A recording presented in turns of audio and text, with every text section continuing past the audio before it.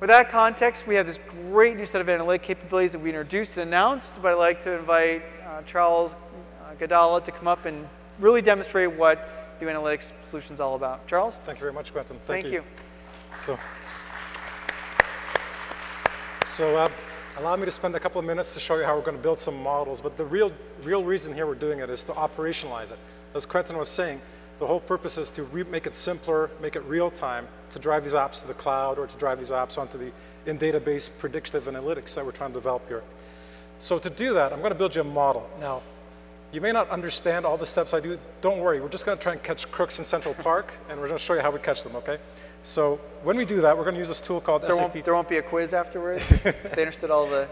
I was thinking of an analogy earlier. It's like, you know, if you think of food, because I like food, you can see things like chocolate and peanut butter. You know, they're both good on their own, but if you put them together, they're fantastic, right? It's the same with HANA. Sorry, it's the same as HANA and analytics, right? If you put it together, it really works much better, right? So that's what I'm going to try and show you today. Great. We're going to start it off by building a quick model. So what I'm going to do is I'm going to bring in some data, and we're going to take a look at this data set from Gadalla. Gadalla is like an open source Foursquare program. It was a project that went from 2007 to 2012 and was closed after that by the academia that they were using. So we're just going to load up the data. We're going to bring in the description of the data. And now I'm going to build what's called a composite variable. I'm literally going to associate the idea of position with latitude and longitude so that they're now identified as one variable instead of two lookups that I have to do in the tables. And if I hit next, we're good to go ahead and identify from this like Foursquare check-in, what was their latitude, what is the longitude, whether or not they're a tourist in Manhattan, right? So if they've been there less than a week, we can tell, yeah, this person, we don't see them again in 5 years, maybe they were a tourist. So to ensure we're all following along, we have a solution where there is a Foursquare-like app the city of New York has allowed tourists to use and leverage for value they get. Yes. That's during all this telemetry, which yes. we now have brought into the system.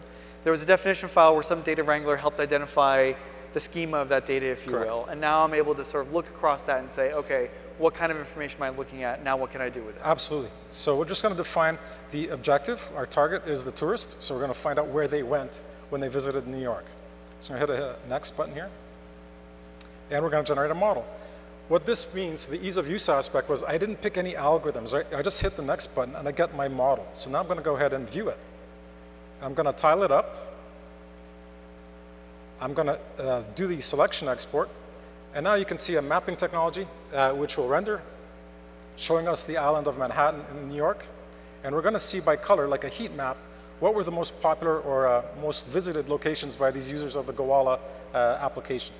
And you can see at the bottom near Ellis Island, that was the most popular. It's the red tile. So the Statue of Liberty being the most popular. So the spatial data support was smart enough to be able to understand the individual pieces of record information and translate that into what is that actual map coordinate, integrate back into Google Map to show me all this exactly visually. So we used the HANA spatial analysis, we used the text analytics, we used a little bit of the graphing engine, and also some of the graphic engines inside of the spatial analytics combined with the geolocation inside of HANA. So we rendered all this back on the map, and what we can do is start to look at, okay, so that's my most popular location. What you see with these yellow pin markers, if we zoom down a little bit, we also get the most popular path that the tourists take when they visit Manhattan, which is through Central Park. So as I'm zooming down here, you can see they start off near the carousel in the Central Park lawn. They kind of go through the Bethesda Memorial, down to the boathouse, and then they end up near the Metropolitan Museum of Art. So this step is really important, right? The human beings are really, really, really good at identifying patterns when they can see things. Yeah. Their visual cortex is incredibly powerful. In fact, more powerful yet than any machine learning algorithm or anything else. Absolutely. So by helping people visualize things, they can snap into, oh, here's an unusual thing in the pattern, let me investigate further, let me understand this more deeply. Correct. So as these tourists are moving along, in an example for business, you could be putting billboards or food carts or that kind of thing. But I'm going to take a different spin on it. Let's say that one of these tourists or several of these tourists have had their credit card malfunction or something's happening. So we're going to try and figure out why. What's going on with these guys, right? So we're going to take it into a social network analysis. This is like a community graphic. We're identifying who are the people that are being affected by this transaction, right? So I'm going to pick a particular user, display them. So user 4584 here is in the middle of my screen. I'm going to grab, yeah, Yeah. I'm going to grab 4584 or whoever We've they are. anonymized the data a little bit, perhaps. Grab them a little bit. And then you can see all of the locations that 4584 visited and their stay in New York, okay? Because they were the tourists. We're going to go back and grab one of the other tourists that were there at the same time. And we're going to view them in that same graphic. And then we can combine both of these together. And what you're going to notice is how do we look at these two users and the way that they interacted in locations. So if this particular user in the red had their credit card stolen or there was an unauthorized transaction on their credit card, what locations did they visit in relation to my other customer in the green over here?